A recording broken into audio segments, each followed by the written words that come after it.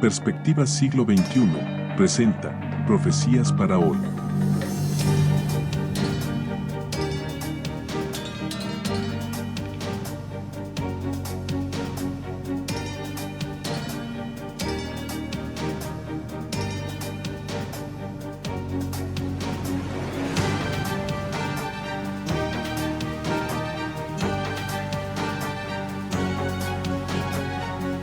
¿Estás listo?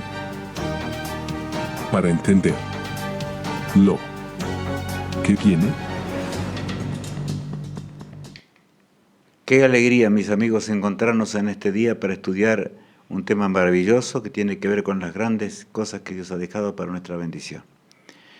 En realidad, esto tiene que ver con una profecía ya, y en la lección 13, como ustedes vieron, aparecen una cantidad de cosas grandes, y por supuesto íbamos a agregar algunas más que tienen que, para que podamos estar preparados para el día de la venida de Jesús. Esa es la realidad. Por eso Alicia le dice lo siguiente, la parte de arriba, ¿qué dice? El tiempo de gracia casi agotado.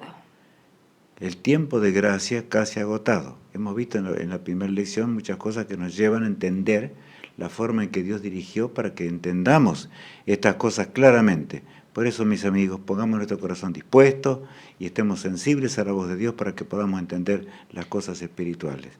El tema de hoy se titula Durante el juicio de consecuencias eternas. Esa es la hora en la cual vivimos.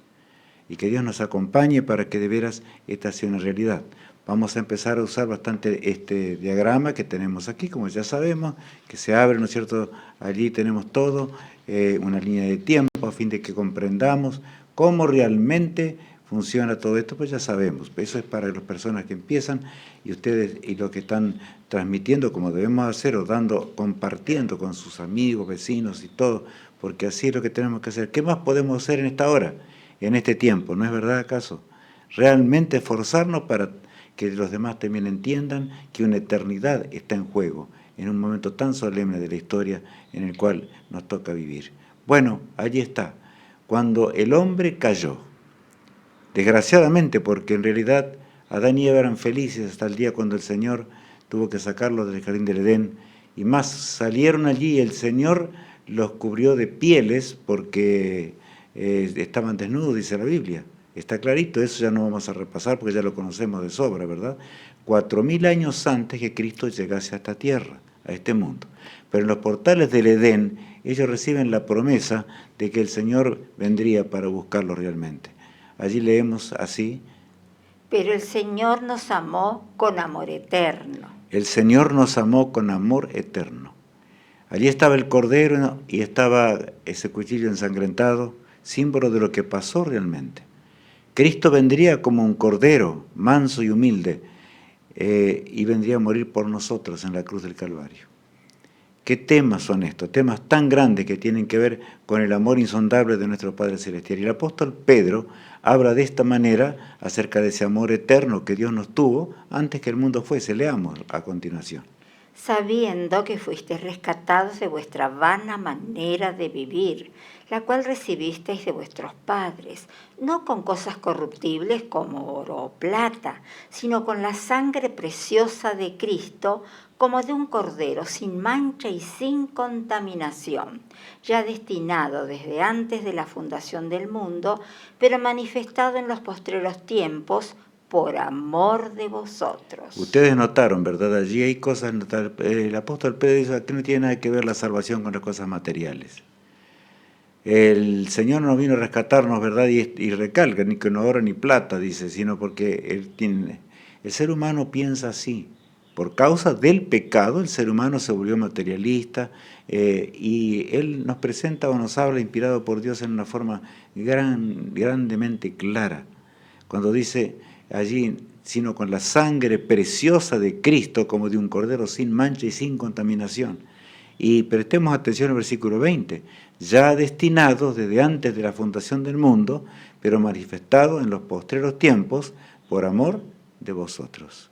O sea que desde antes de crear el mundo, Jesús se ofreció para morir por nosotros. O sea, la divinidad en el plan, ese plan que se hizo en la eternidad, para crear esta tierra, sabía que el hombre iba a caer, pero por amor a ti y a mí, Él nos creó igual. Así es el carácter de Dios. Dios quiera que podamos entenderlo siempre. Y continuamos leyendo y avanzando en los siglos ahora. Leamos. Entre truenos y llamas por amor nos dio los 10 mandamientos. El hombre había perdido completamente la noción de lo que era el pecado. Y eso es lo que tenemos que entender muchas veces, porque a veces no alcanzamos a entender esa realidad.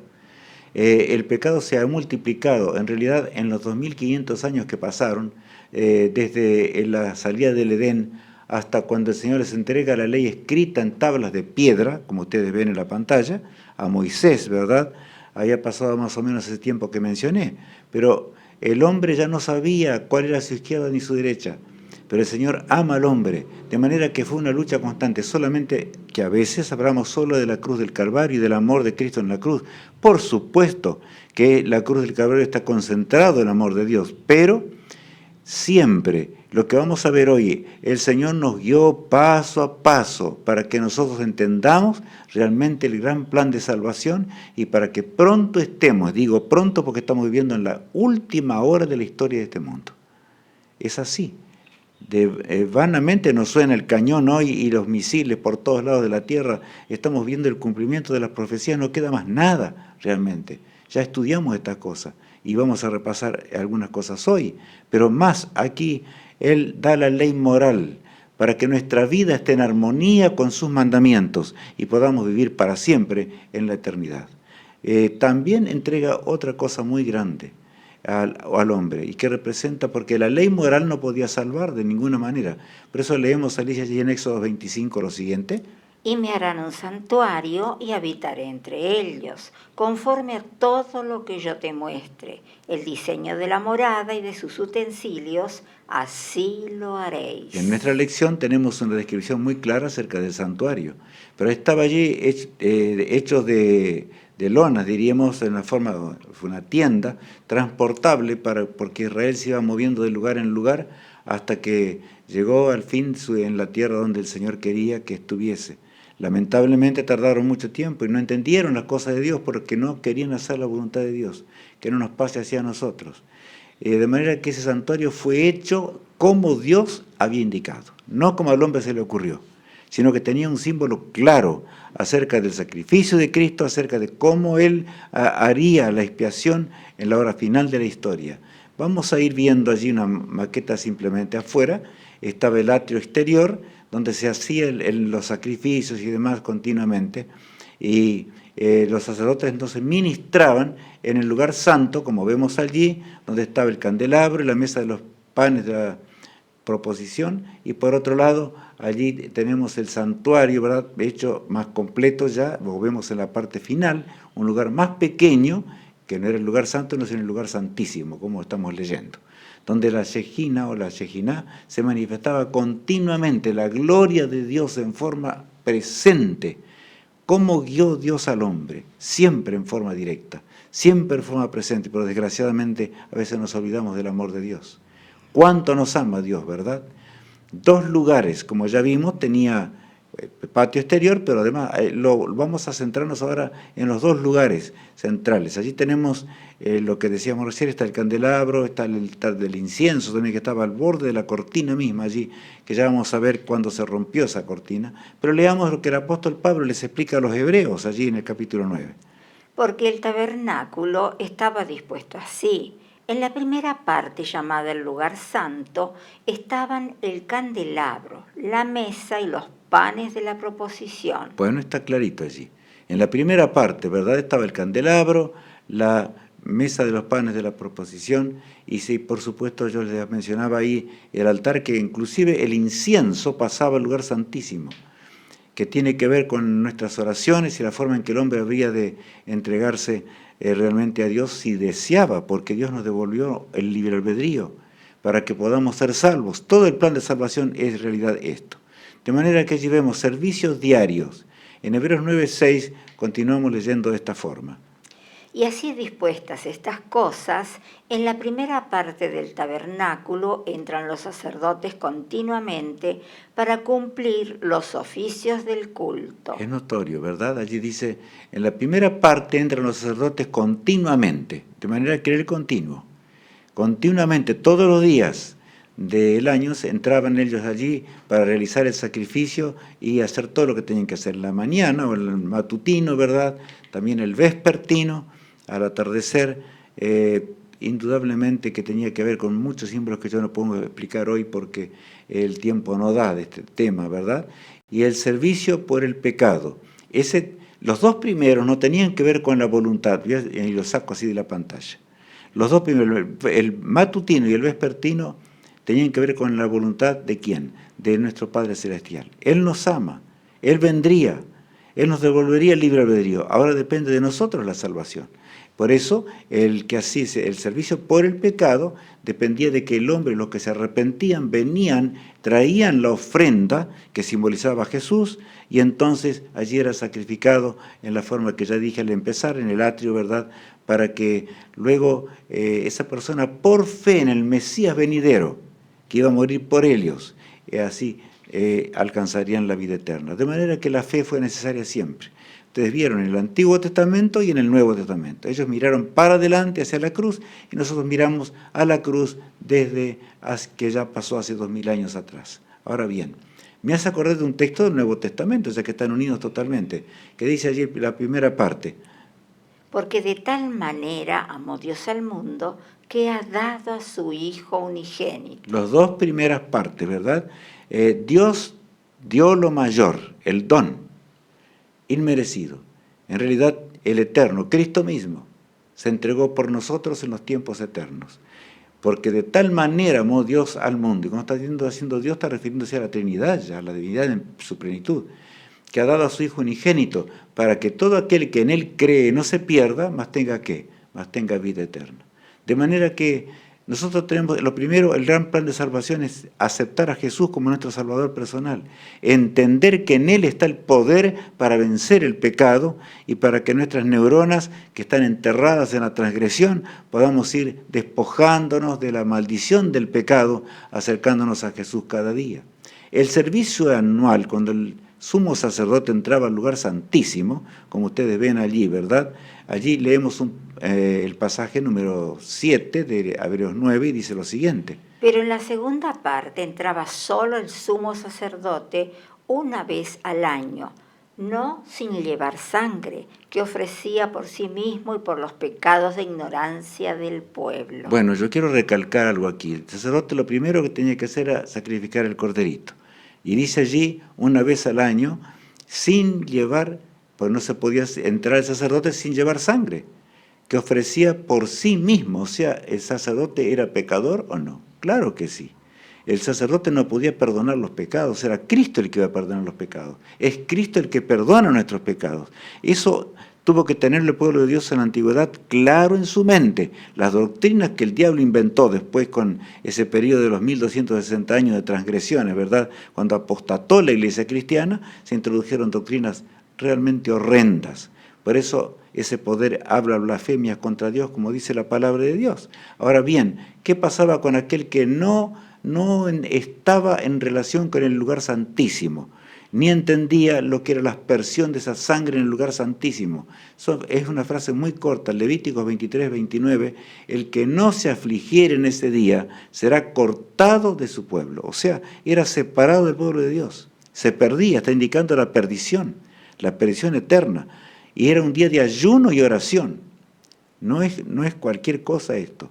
Y amigos míos, ya llegaremos al momento porque estamos viviendo en esta hora nosotros. Ese era solo un día. Y yo diría, era una parte de un día porque estaban de ayuno y oración. Cada uno pensaba en sus pecados. Y así el sumo sacerdote llevaba con la sangre expiatoria que simbolizaba a Jesús, ¿verdad? Entraba al lugar santísimo para expiar los pecados ante la gloria del Eterno, porque allí estaba presente, estaba el arca del pacto y sobre el propiciatorio se encontraban dos ángeles, allí con sus alas entrelazadas, indicando realmente, y adentro se encontraba de ese cofre, estaba la ley moral de Dios. Bueno, lo digo eso simplemente para que podamos entender. Ahora, el carácter de Dios, que fue manifestado allí en el Sinaí, en el monte Sinaí.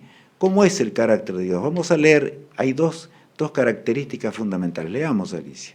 Y pasando Jehová por delante de él, proclamó: Jehová, Jehová, fuerte, misericordioso y piadoso, tardo para la ira y grande en misericordia y verdad, que guarda misericordia a millares, que perdona la iniquidad, la rebelión y el pecado. Es notable que Dios se presenta allí, estaba la divinidad en su plenitud. Notemos, en la cruz del Calvario también estuvo la divinidad en su plenitud al lado de Jesús, aunque Cristo no lo podía ver en ese momento. Pero aquí dice, pasando Jehová por delante de él, ¿notaron? O sea, ¿cuántos no entienden este asunto de la divinidad? ¿Y cuántas veces repite Jehová allí? 3 veces. Y pasando Jehová por delante de él, proclamó Jehová, Jehová. O sea, la divinidad estaba en su plenitud. ¿Por qué a veces está esa doctrina en la cual no creemos en la divinidad?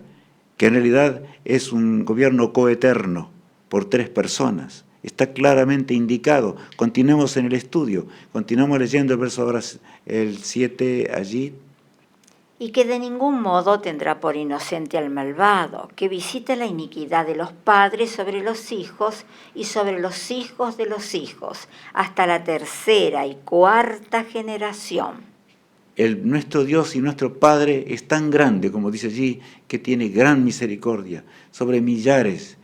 Todo lo que podía ser la divinidad fue hecho para que tú y yo vivamos por la eternidad. Pero también no nos confundamos, porque dice allí, y que de ningún modo tendrá por inocente a quién, al malvado. ¿Y quién es el malvado? Al que peca a pesar de saber las cosas. Sabe lo que tiene que hacer, pero sin embargo peca.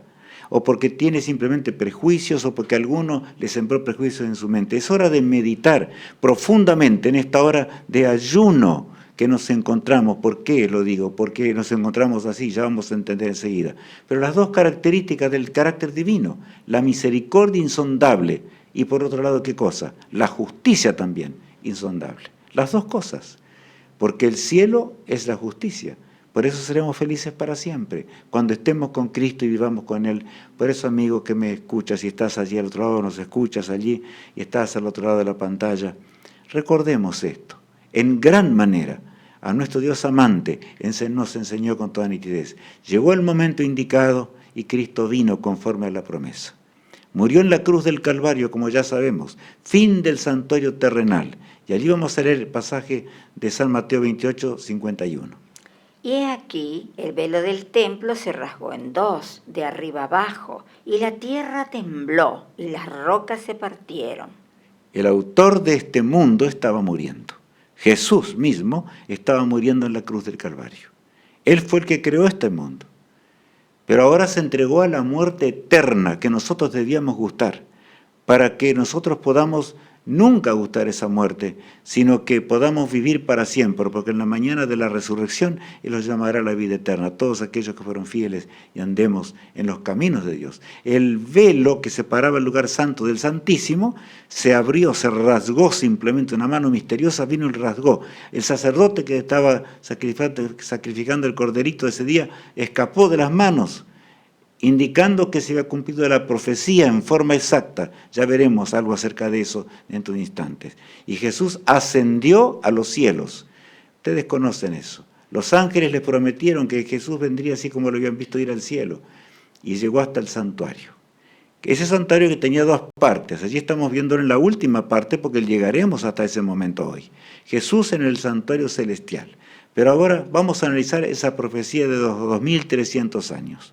Comienza en el 457, allí antes de Cristo, como ya conocemos, en el 7º año de Artajerjes, ¿verdad? Comienza esta profecía y se va extendiendo. ¿Qué dice el versículo de Daniel 8:14? Y él dijo, hasta 2300 tardes y mañanas, luego el santuario será purificado. Está clarito, ¿verdad? Y ya vamos a ver allí que había como un conflicto, porque siempre cuando las profecías fueron dadas, el diablo lucha para que no entendamos las cosas. Pero el ángel dice algo allí, y él dijo hasta 2300 tardes y mañanas, o días, y ustedes saben que un día significa, equivale a ¿cuánto? A un año en la profecía. Luego, el santuario será ¿qué? Purificado. Bueno, podríamos hablar mucho acerca de esto. Ahora, cada día ya estudiamos, en el santuario terrenal se purificaba el santuario en un día al año. Era un símbolo del santuario celestial, como ya vimos, ¿verdad? Simplemente este santuario terrenal, Cristo, el gran maestro, estaba enseñando a sus hijos, a su pueblo, a nosotros, para que comprendamos hoy cómo sería el plan de salvación y cómo realmente por la fe debíamos entregar nuestra vida en sus manos para que podamos heredar la vida eterna y podamos ser salvos. Y el apóstol Pablo sigue explicando de la siguiente manera: Fue pues necesario que las figuras de las cosas celestiales fuesen purificadas así, pero las cosas celestiales mismas con mejores sacrificios que estos. Ustedes notaron, las cosas terrenales acá cuando estamos en la tierra indicaba era el corderito, era símbolo de Jesús. Era el santuario, símbolo del santuario celestial. De manera que fuesen purificadas así, dice. Pero en el cielo ahora con mejores sacrificios que estas. Porque Cristo mismo habría de ministrar en el santuario celestial después de su ascensión al cielo. Y comenzaría en dos partes, como ya estaba indicado. Una larga verdad y una más corta, como ya conocemos en la palabra de Dios. Ahí continúa diciendo el versículo 24. Porque no entró Cristo en el santuario hecho de mano, figura del verdadero, sino en el cielo mismo, para presentarse ahora por nosotros ante Dios. Saben que muchos discuten esto y hablan de que eso es un invento. Cuidado, amigos míos, porque la profecía es categórica, rotunda. Cristo dice porque no ministró Él en el santuario terrenal, sino ¿dónde? En el santuario celestial. Allí ante Dios mismo habría de ministrar en la hora postrera, por supuesto. Y vamos a repasar un poquitito allí. Vemos el 457 cuando comienzan a contarse los 2300 días o años proféticos, ¿verdad? Como dice, 2300 días proféticos o años literales. Luego llegamos hasta la primer parte que estaba. En realidad Israel tenía que entender que ya estaban llegando al momento cuando Cristo vendría a esta tierra. Por eso comienza a construirse el santuario, etcétera, una cosa ya definitiva, que fue el templo donde Cristo mismo predicó, donde Él habló, donde Él se presentó, donde también Él tuvo que limpiarlo 2 veces porque los hombres lo habían convertido en cueva de ladrones, como dice la Biblia, ¿verdad? Ahora, Cristo en el año 27 dio su vida, pero antes de eso, ustedes vieron allí. Ya vamos a ver enseguida. Hay 2 flechas. Una parte, estamos analizando allí los 490 años, 70 semanas, divididas como dice la palabra de Dios. Y la segunda parte, los 1810 años, que en donde Jesús ministraría hasta llegar la hora del juicio. O sea, en realidad era un juicio ese día de la expiación, porque era un día en todo un año. Eso tiene que quedar claro en nuestra mente, para que entendamos esta gran profecía. Muchos decimos, ahora vamos a llegar a las profecías. Sí, ahora estamos llegando a las grandes profecías de Dios. Cristo murió, no por la casualidad, estaba indicado el tiempo. Juan predicaba en el desierto, allí cerca del Jordán, arrepentidos y convertidos, porque el reino de los cielos, ¿qué? Se ha acercado. Él decía, ¿verdad? Y cuando llegó el momento, apareció Jesús. Y Juan exclamó, he aquí el Cordero de Dios, que quita el pecado del mundo. Hubo quienes miraron, comprendían más de cerca, pero aquellos que estaban alejados de Dios no entendían nada. Como pasa hoy también, la gente no entiende si no estudiamos la Biblia, no estudiamos la palabra de Dios, no estudiamos las profecías. En el 27 de la última semana, estamos en la semana 69 allí Cristo fue bautizado conforme a la profecía. Esa última semana, que eran 7 años de las 70, ¿verdad? Acuérdense que la semana 69, y a la mitad de la semana, Cristo habría de morir por nosotros. Por eso ya en el año 31 de la era cristiana, y en el año 34 terminaba el tiempo de gracia para Israel. Y así fue. La nación de Israel se perdió, como nación elegida para dar el mensaje al mundo entero, como son el amor de Dios. Pero desgraciadamente el hombre fue así. Cuando pensamos en este momento, solamente allí rugen balas y cañones y misiles, en este momento es estruendo tras estruendo. No es el pueblo de Dios, el Israel actual. Entendamos bien, no tiene nada que ver con el pueblo de Dios. Fue una vez, pero desecharon la verdad. Ya en el año 70 fue destruido el templo en forma total, ¿verdad? Y ahora llegamos después de los 1310 años, al juicio, el juicio investigador, como se lo llama en forma muy clara. Cristo ministra. Ahora, por 1810 años, ocurrieron allí los 1260 años, ya veremos enseguida, durante ese periodo, pero ese periodo era mayor, 1810 años, y Cristo entraría al lugar santísimo del templo celestial. ¿Dónde ve Juan en la visión a Jesús cuando se abre la visión y él ve el santuario celestial, el lugar santo? Vamos a leer, Alicia. Me volví para ver quién hablaba conmigo y al volverme vi 7 candelabros de oro. ¿Se acuerdan dónde estaban los 7 candelabros, verdad? En el lugar santo. De manera que está claro. ¿Qué dice allí el 13? Y entre los 7 candelabros vi a uno semejante al Hijo del Hombre, vestido de una ropa que llegaba hasta los pies. Tenía el pecho ceñido con una cinta de oro. Saben que muchos dicen, eso es un invento de algunos, que dice que Jesús ministró en 2 fases. No, amigos, no. Desde 1844, como veíamos recién en la profecía, Cristo pasó al lugar santísimo del templo celestial. O sea, en ese breve momento vivimos nosotros. ¿Qué decía el texto bíblico? El que no ayune en ese día. O sea, hablando de la reverencia y de la forma realmente que deberíamos escudriñar la palabra de Dios en forma profunda, porque se nos termina el tiempo. Jesús viene a buscarnos. Y mientras Cristo permanece allí, limpiemos nuestra vida de todo pecado, porque de lo contrario nos vamos a perder para siempre. Pero Juan contempla ahora el primer lugar. Por 1810 años, a Jesús intercediendo por su iglesia, por su pueblo, en el santuario celestial. Y está el mensaje de las 7 iglesias allí. Cristo ministrando, ¿verdad?, en ese lugar. Y ahora vemos la profecía cuando el ángel le dice a Daniel, Satanás lucharía hasta el fin contra la verdad. Esto debe estar claro en nuestra mente, amigos míos. Porque el diablo es el diablo. Y luchará hasta el fin para que tú te pierdas y para que yo también, si nosotros no somos fieles. El versículo, allí encontramos el versículo 3, ya damos el texto entero, leamos. Entonces oía un santo que hablaba, y otro de los santos preguntó a aquel que hablaba, ¿hasta cuándo durará la visión del continuo sacrificio y la prevaricación asoladora, entregando el santuario y el ejército para ser pisoteados? ¿Hasta cuándo, dice, durará la visión? Ve, Daniel, durará la visión del continuo sacrificio. ¿Se acuerdan del continuo sacrificio? Todos los días. Pero luego dice, y la prevaricación asoladora, allí habla de ese momento terrible cuando el pecado habría de ser terrible también para tratar de vencer. Satanás lucharía para vencer al pueblo de Dios, si le era posible. Y luchó durante 1260 años. También luchó contra Israel, no voy a entrar en esos detalles ahora, para que no entendieran y cuántos, por supuesto que hubo muchos que se van a ser salvos y los vamos a encontrar en el día final. Los fieles hijos de Dios de aquellos días, ¿verdad? Pero el versículo 14 continúa diciendo lo siguiente. Y él dijo, hasta 2300 tardes y mañanas, luego el santuario será purificado. Bueno, allí habla un ángel y al otro ser santo, que estaban los dos. ¿Hasta cuándo va a durar todo ese pecado? Bueno, hasta que entre el Mesías príncipe entraría ¿dónde? Entraría al lugar santísimo para purificar, ¿verdad?, definitivamente el santuario. ¿Somos conscientes de la hora en que vivimos?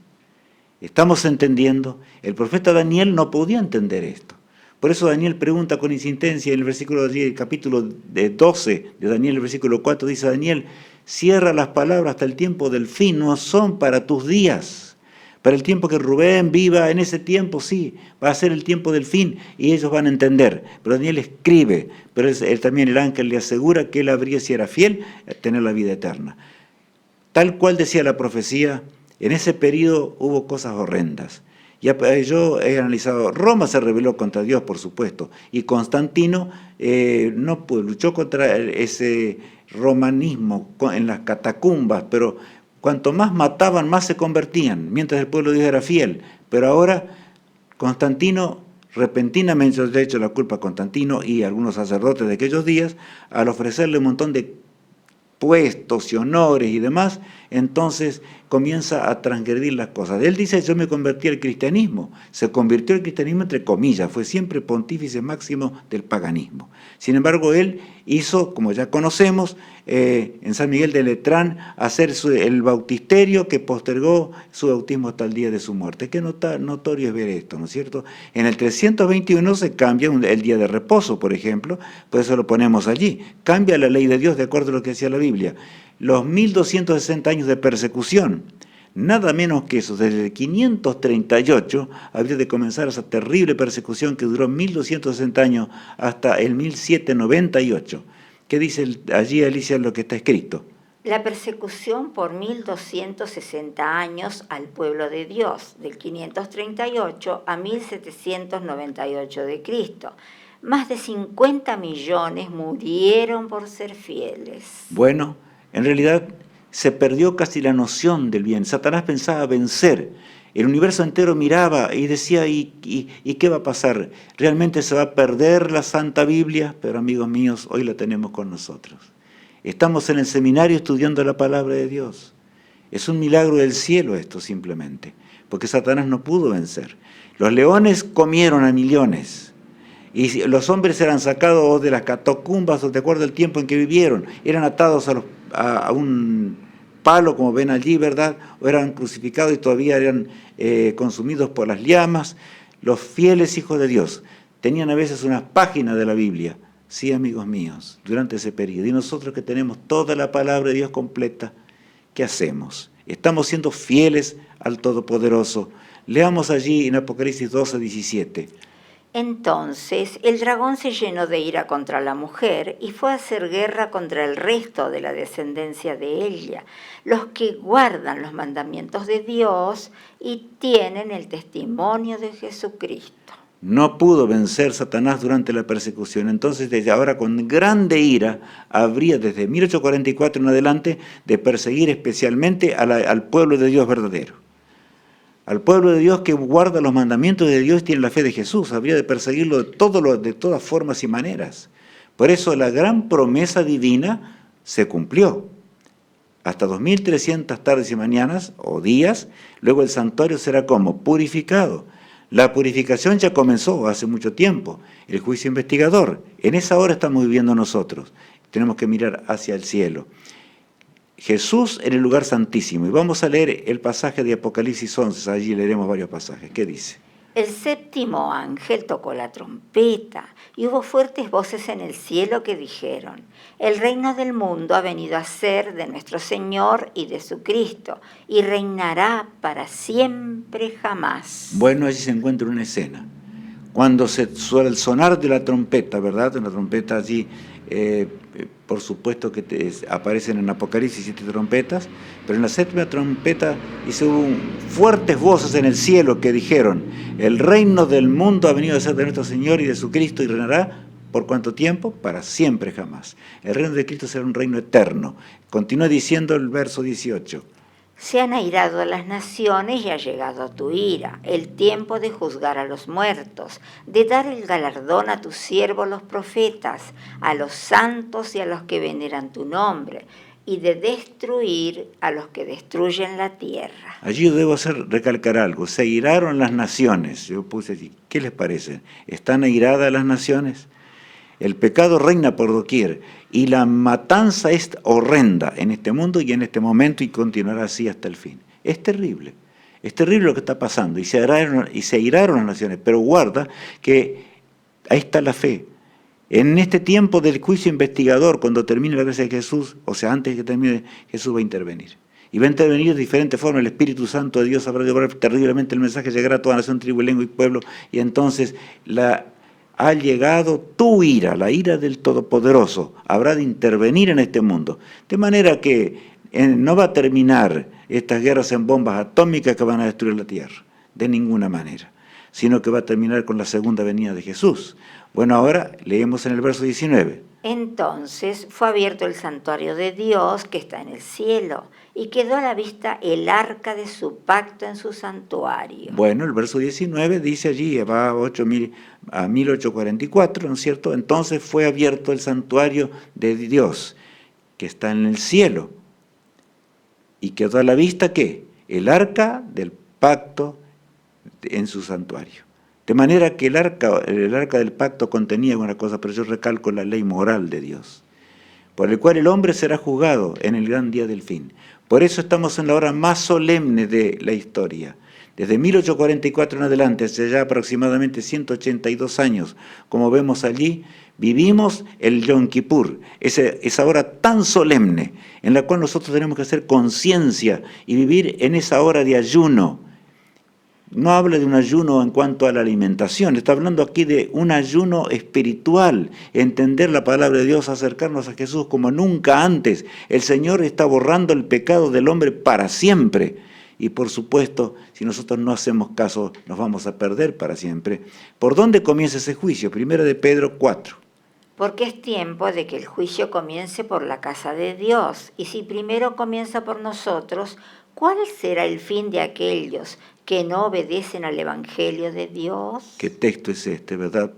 ¿Por dónde empieza el juicio? Entonces les pregunto. Por la casa de Dios, por el pueblo de Dios.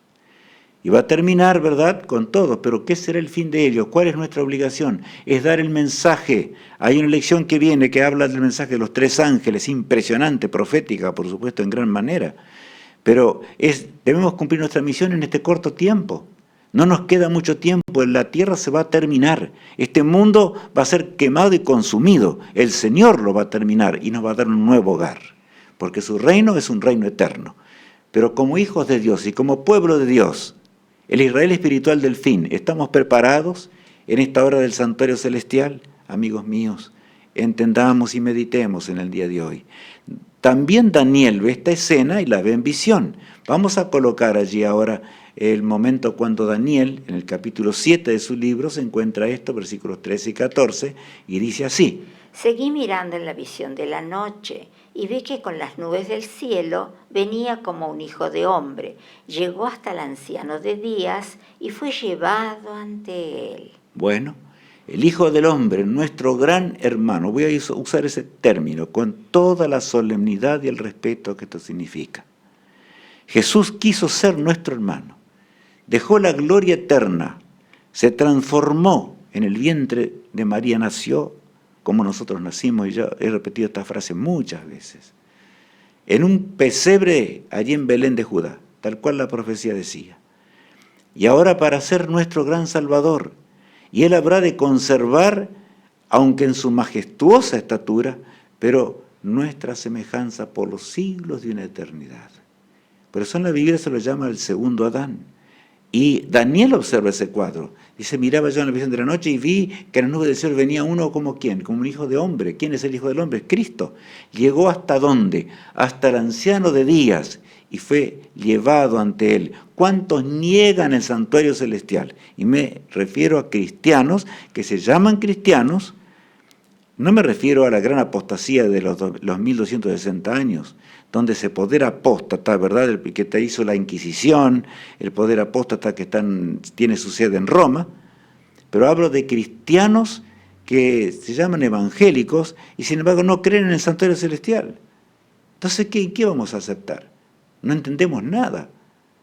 Es verdad que hubo un zarandeo en 1844 porque no alcanzaban a entender lo que era el santuario celestial, como también ahora hay un zarandeo terrible en las filas del pueblo de Dios. Pero acá habla con toda nitidez, llegó el anciano de días y le hicieron acercarse ante él. Carros de fuego se movían. El Padre, el Hijo de Dios, nuestro representante, nuestro sumo sacerdote, ahora para limpiar nuestra vida para siempre.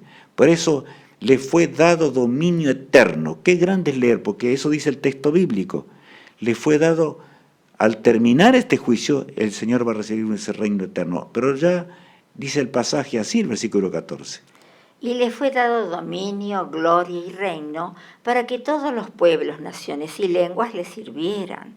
Su dominio es dominio eterno, que nunca pasará, y su reino uno que no será destruido. Bueno, aquí es muy claro lo que dice. Y le fue dado dominio y gloria y reino. Bueno, aquí está hablando, o sea que Cristo recibe allí. Y cuando termine el juicio, Él ya directamente actuará, porque ya no hay más pecados que limpiar. Eso es lo importante que tenemos que entender. Desde allí, el pueblo de Dios pasará por un periodo muy corto, que anotarán las plagas finales, etcétera. Podríamos hablar bastante acerca de esto, pero ¿por qué? Son las últimas escenas de este mundo, pero ya no habrá tiempo de gracia, porque el Señor reinará, y reinará, ya no es más sumo sacerdote. Entonces ahora Jesús, nuestro hermano mayor, está en los cielos, acudamos a Él, pidámosle perdón por nuestros pecados, por la desgracia de la transgresión, por la desgracia del pecado. Pidamos al Señor que Él nos ama mucho, mientras Él quiere borrar nuestros pecados en forma total. Por lo tanto, esta lección es importantísima, la lección número 13. Entendamos que solo Jesús puede borrar nuestros pecados. Y ahora es ahora. El juicio antes de su segunda venida. Porque es antes de su segunda venida justo. Después de esto va a venir Jesús. Leemos así en Daniel 7. Mientras yo miraba, fueron puestos tronos y un anciano de muchos días se sentó. Su vestido era blanco como la nieve y el cabello de su cabeza como lana pura. Su trono llama de fuego y sus ruedas fuego ardiente. Allí está el Padre, ¿verdad? Mientras yo miraba, fueron puestos tronos, dice, porque es allí. Cristo mismo estaría también ahí. Y un anciano de días, que es el Padre, ¿verdad? Dice, su vestido era blanco como la nieve y el cabello de su cabeza como lana pura. Su trono llama de fuego y sus ruedas fuego ardiente. No podemos entender la majestuosidad de nuestro Dios. Sin embargo, toda la divinidad está ocupada en nuestra salvación. Y viene ahora en esta obra tremenda, ¿verdad? Leamos el versículo 10. Un río de fuego salía delante de él. Millares de millares le servían y millones de millones asistían ante él. El tribunal se sentó en juicio y los libros fueron abiertos. Allí los libros en el cual Dios lleva registro de toda nuestra vida, de manera que ni un pecado será pasado por alto. Ninguna persona que haya cometido pecados y no haya arreglado sus cuentas con Dios, no podrá heredar la vida eterna, no vivirá. Pero eso Adán y Eva, que cometieron el pecado que ya sabemos de la codicia, fueron sacados del jardín del Edén y existe este mundo. ¿Cómo pues podríamos entrar nuevamente con pecados? ¿Cuántos dicen, Cristo en la cruz terminó con todo el pecado y ahora ya no precisamos guardar la ley de Dios? Qué horrenda tergiversación de la verdad es esta. Es tremendo porque allí explica la norma del juicio. ¿Cuál es la norma del juicio? Santiago 2:11, ¿qué dice? Porque el que dijo, no cometerás adulterio, también ha dicho, no matarás. Ahora bien, si no cometes adulterio pero matas, ya te has hecho transgresor de la ley. Bueno, claro, son 10 los mandamientos. Y allí Santiago está explicando, ¿verdad? Porque el que dijo, no cometerás adulterio, también dijo, no matarás. Ahora bien, si no cometes adulterio, pero matas, ya te has hecho transgresor de qué dice, de toda la ley. Entonces, a ver, ¿hay ley o no hay ley? Estamos en el Nuevo Testamento, está claro. ¿Hay santuario o no hay santuario? Claro que hay santuario, como vimos. De manera que es claro. Leamos para que de veras podamos convertirnos, amigos míos. Porque lo que interesa es eso, es que entreguemos nuestra vida a Jesús, que entreguemos nuestra vida al Rey del Universo, y podamos heredar la vida eterna y vivir para siempre. Por eso allí en Santiago continuamos leyendo el capítulo 2, versículo 12, y leemos así. Así hablad y así haced, como los que habéis de ser juzgados por la ley de la libertad. Entonces, ¿por qué seremos juzgados? Y si la ley ya fue abolida, como muchos dicen, la rama evangélica en gran cantidad, amigo mío, te hablo con cariño y con todo el cariño de mi ser. No se trata aquí de religiones, se trata de entender la verdad y poder realmente arreglar nuestra vida en armonía con la ley moral de Dios, que el Señor entregó allí en el Sinaí todavía para que no la olvidemos, y que está en el Arca del Pacto donde Cristo ministra claramente el juicio de Dios, que antecede a su venida, porque después de cuando Jesús deje de interceder ya no hay más nada que hacerle, ya no hay pecado que se va a perdonar, terminó el tiempo de la gracia para siempre, fin de la gracia de Dios. Hay un texto en Apocalipsis 22, allí dos pasajes tremendos, vamos a leer. El que es injusto, sea injusto todavía, y el que es inmundo, sea inmundo todavía, y el que es justo, practique la justicia todavía, y el que es santo, santifíquese todavía. Notorio el pasaje. O sea que el que es injusto continúe siendo injusto para siempre. Cuando Cristo diga, hecho está, terminó la gracia, listo, no habrá más oportunidad de salvación. Así como también el que no afligiere. ¿Se dan cuenta del texto que leíamos hoy en Levíticos? ¿Estamos realmente haciendo esto? ¿Estamos orando en forma especial? ¿Estamos estudiando la Biblia en forma especial? ¿Estamos entregándonos a Jesús en todo momento de esta corta vida para vivir la eternidad, amigos míos? No es cualquier cosa. Porque el que es injusto será injusto para siempre, que no guarda los mandamientos de Dios. Y el que es justo, practique la justicia todavía, dice el Señor. O sea, va a continuar para siempre ahora andando en los caminos de la vida eterna. ¡Qué hogar feliz será cuando estemos con el príncipe de la vida! Por eso el Señor, Él nos dice así, a continuación de este pasaje, leamos. He aquí yo vengo pronto y mi galardón conmigo, para recompensar a cada uno según sea su obra. Cuando Él deje de interceder, se habrá terminado el tiempo de gracia. El pueblo de Dios tendrá que vivir sin intercesor, a la vista de Dios. Las 7 plagas postreras van a caer, pero he aquí que el Señor habrá de guiar a su pueblo, pero ya no hay más intercesión, ya no va a pecar más el hombre. Eso es lo que tenemos que comprender hoy. Y lo digo con todo énfasis en forma especial para que algunos entiendan mejor, porque cada día aprendemos más en la palabra de Dios. Realmente no habrá más intercesión en este mundo, no habrá más forma de arreglar nuestras cuentas con Dios. Pero hoy hay tiempo todavía. Hoy es el día de la salvación. Hagamos un breve repaso. El tiempo se acaba para siempre. ¿No es solemne esta frase? El tiempo se acaba para siempre. Babilonia ya terminó. Vayamos a la primer profecía que estudiamos en este seminario. También ese pecho de plata que representaba Medo-Persia, otro imperio más, los 4 imperios universales están allí. Babilonia terminó. También Medo-Persia. Grecia no existe más. Roma dejó de existir en el 476 de la era cristiana y nunca más vino un imperio universal. Los pies de hierro y de barro. Pero saben, mundo dividido, tal cual decía la palabra de Dios. Ahora vamos ahí, el tiempo se acaba. ¿Por qué? Jesús predijo y dijo lo siguiente, y ahora vamos a leer. Y leamos. Nación contra qué, Alicia? Contra nación. Contra nación. Nación contra nación. ¿Qué está pasando hoy? Ahí vemos una simple imagen de lo que es hoy, aviones terribles, misiles hipersónicos que arrasan con todo en este pobre mundo, las pestes incontrolables en esta tierra, el hambre que reina por doquier en este mundo, en una forma gigantesca, y cada día hay hambre en gran manera. Y allí en blanco, ustedes notan la partecita debajo de los pies de la estatua, dice tiempo actual. Nunca hubo un caos similar. Nunca hubo un caos similar al nuestro. Es una hora terrible esta. Estamos entendiendo el tiempo. Cristo nos dio tantas señales y en las profecías está claro todo. Jesús mismo nos habló con nitidez.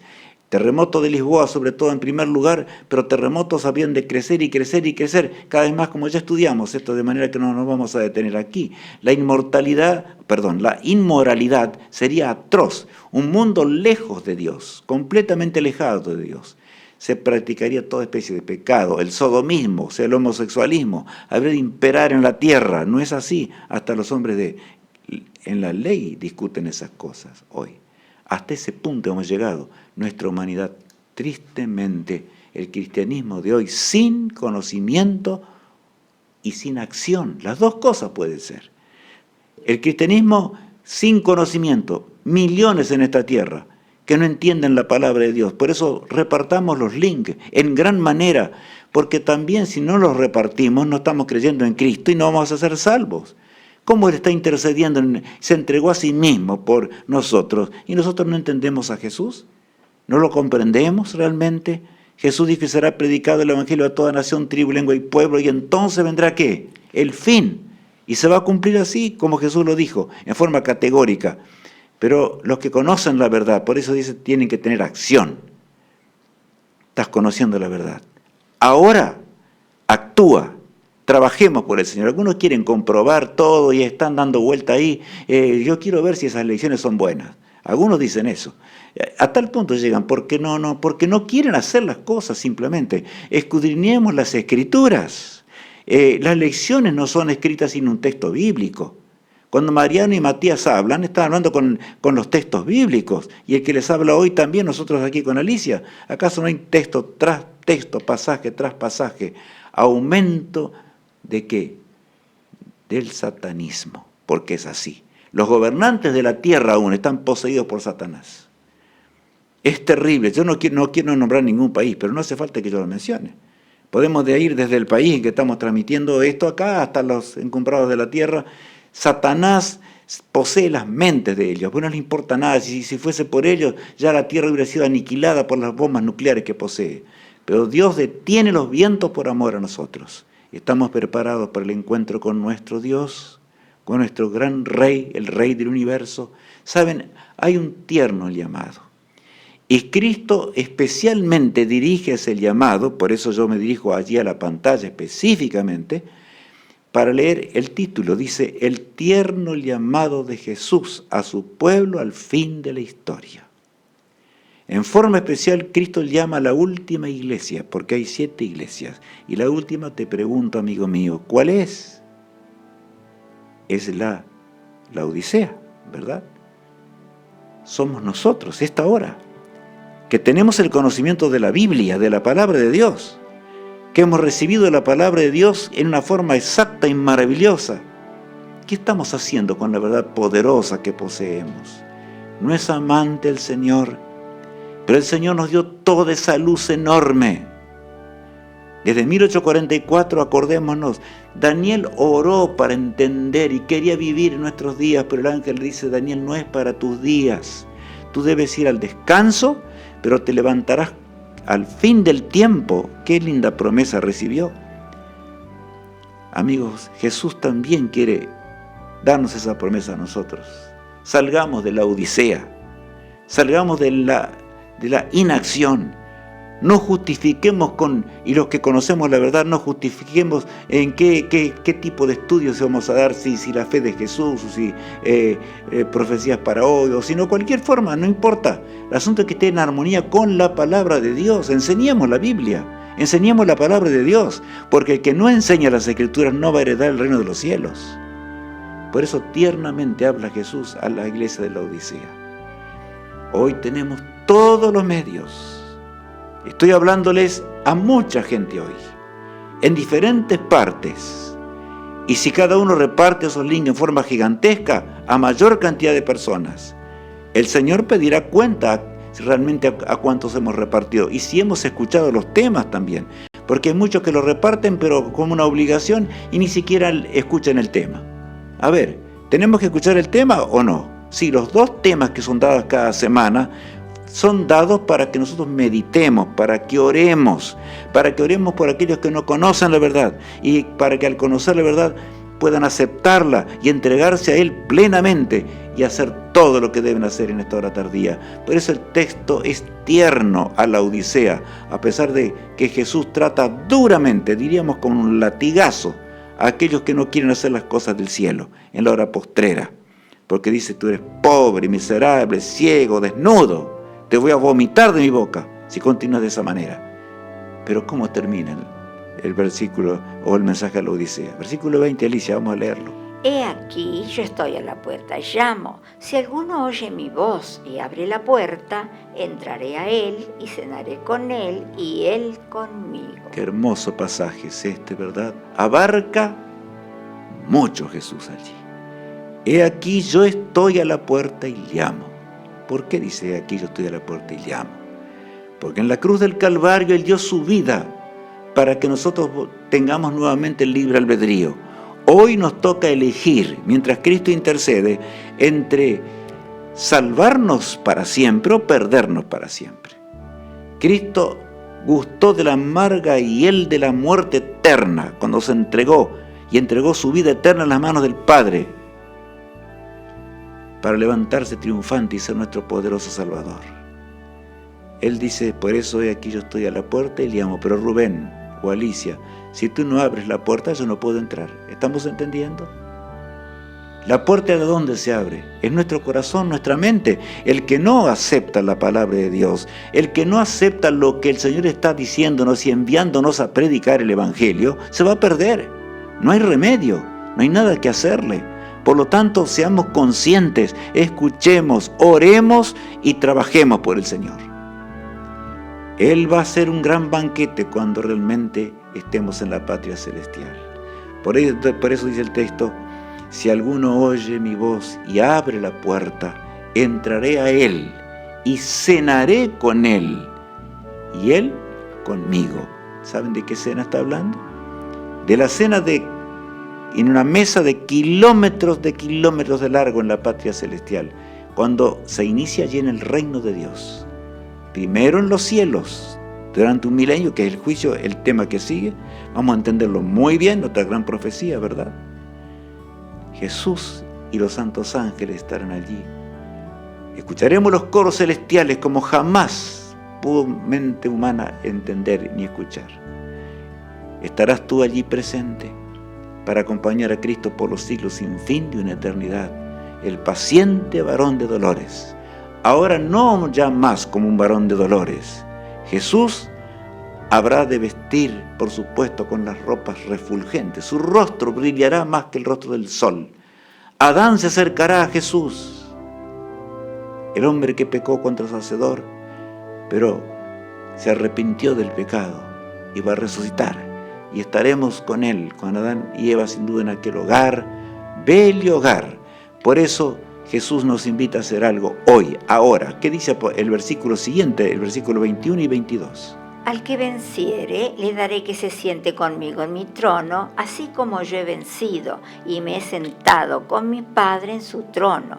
El que tiene oído, oiga lo que el Espíritu dice a las iglesias. Bueno, el que venciere, ¿de qué? De la indolencia, de la apatía que el laodicense tiene. Por eso termina así el mensaje. Le daré que se siente conmigo en mi trono, así como yo he vencido y me he sentado con mi Padre en su trono. La lucha es grande. Dejar de ser laodicense para transformarnos en no laodicenses es terrible. Es un milagro de Dios. Solamente podemos hacer si entregamos nuestro ser entero a Jesús. Pero el versículo 22 me llama la atención. Y el que tiene oído, oiga lo que el Espíritu dice a las iglesias. ¿Por qué dice el Espíritu? Y qué horrenda cosa es el que dice que no hay Espíritu de Dios. Que el Espíritu de Dios no es una persona. Jesús dice, yo voy a dejarles el Consolador. ¿Está intercediendo por nosotros el Consolador aquí en este mundo? ¿Está luchando en este momento en tu mente y en mi mente? ¿Estamos comprendiendo lo que esto significa, amigos míos? Esto es algo serio. No escuchemos teorías baratas que tratan de que Satanás crea cosas parecidas y trata de engañar a los seres humanos. Seamos sobrios y velemos en la hora del fin, en la hora cuando Jesús regresará indudablemente. Vendrá el Señor, la hora no la sabemos, pero demasiado ya nos dio Dios con las señales. Escuchemos el cuarteto. Vendrá el Señor, nadie sabe la hora, el día anhelado se vela aurora. Oh pueblo de Dios, anunciad sin demora que muy pronto vendrá. Él vendrá, esperad y velad, pues Él vendrá. Aleluya, aleluya, en las nubes vendrá, con sus huestes gloriosas, sí muy pronto vendrá. Velar y orar con la vista alzada, salir y luchar con la santa espada. Hoy pues trabajar con la fe animada, pues muy pronto vendrá. Él vendrá, esperar y velar, pues Él vendrá. Aleluya, aleluya, en las nubes vendrá, con sus huestes gloriosas, sí muy pronto vendrá.